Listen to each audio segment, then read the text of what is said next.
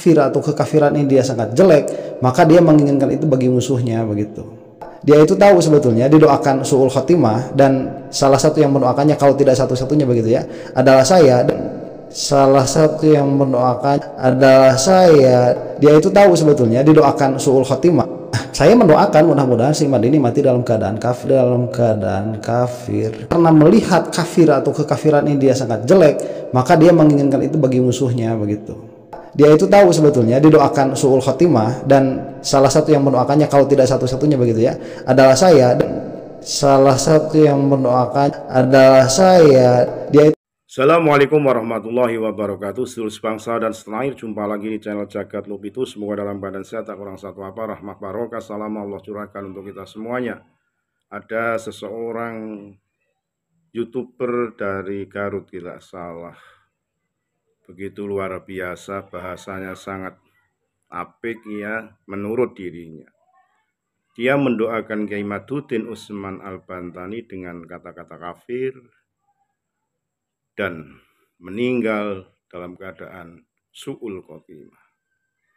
Luar biasa. Sama-sama muslim, sama-sama beragama Islam. Selama ini Kiai Haji Maduddin Usman Al-Bantani hanya meluruskan saja berdasarkan kitab-kitab nasab yang dipelajarinya. Bahkan dulu ulama-ulama Nusantara sudah banyak yang mempertanyakan, bahkan mereka juga tidak mempercayai, bahkan meragukan kevalidan data nasab Alwi sebagai dzurriyyah Rasulullah Shallallahu Alaihi Wasallam. Karena dulu belum ada media sosial ataupun sekelas handphone. Jadi mereka yang mempelajari kitab-kitab nasab tersebut mentok pada jamaahnya. Sekarang di era digital, di era keterbukaan, bicara di Indonesia, seluruh dunia sudah bisa untuk mengakses dan menyimaknya.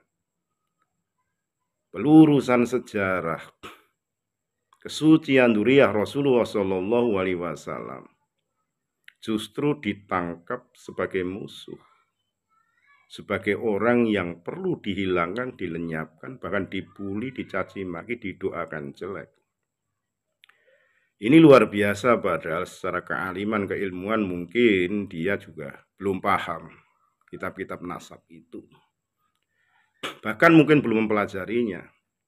Sehingga atas dasar mahabbah fanatik, ya, karena mungkin terdoktrin, atau bahkan mereka atau dia yang menyatakan itu masih ada kaitannya dengan klan Alwi, mungkin dari klan Al-Atos, Idrus dan lain sebagainya, kalau melihat hidungnya yang mancung bak ke Arab-Araban. Tapi sekali lagi, kita itu manusia, hanya bisa berusaha berikhtiar, lantas bertawakal. Segala sesuatunya itu Allah yang menentukan. Dan sudah saatnya tabir hitam kelam itu dibuka oleh seorang mujadid muda, Kiai Haji Maduddin Usman Al-Bantani. Tentunya kalau ingin membantah ya lewat antitesis. Jangan arogan, mendoakan kafir, mendoakan mati su'ul khotimah. Emangnya kamu sedang belajar menjadi Gusti Allah, menjadi Tuhan? Belum tentu. Justru mungkin kamu yang mendoakan jelek terhadap Kiai Mat nanti akan menuai apa yang menjadi niat kejelekanmu itu. Maka dari itu marilah sesuatu hal itu dicerna, dibolak-dibalik, digelar, digulung, agar menjadi sebuah pencerahan yang baik manakala tidak setuju dengan apa yang disampaikan Kiai Haji Maduddin Usman Al-Bantani. Tentunya harus lewat kajian disampaikan ke masyarakat khalayak, podcast bila perlu di-share kemana-mana. Jangan lantas mendoakan jelek.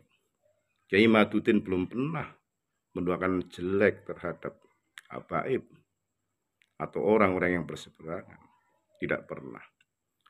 Beliau pernah diberhentikan sebagai lembaga Basul Masail PBNU pun terhadap mereka yang sekarang berada di struktural PBNU tidak pernah menjelekkan, bahkan mendoakan, mendukung segala keputusannya. Walaupun tidak populer pun, Kiai Haji Maduddin Utsman Al-Banten tetap mendukungnya. Jadi alangkah naif manakala ada seseorang yang belum cukup umur, belum cukup ngangsu kawruh, sudah mendoakan orang dengan kafir dan su'ul khotimah. Sekali lagi mohon maaf NKRI Hakamatul Nusantara. Assalamualaikum warahmatullahi wabarakatuh.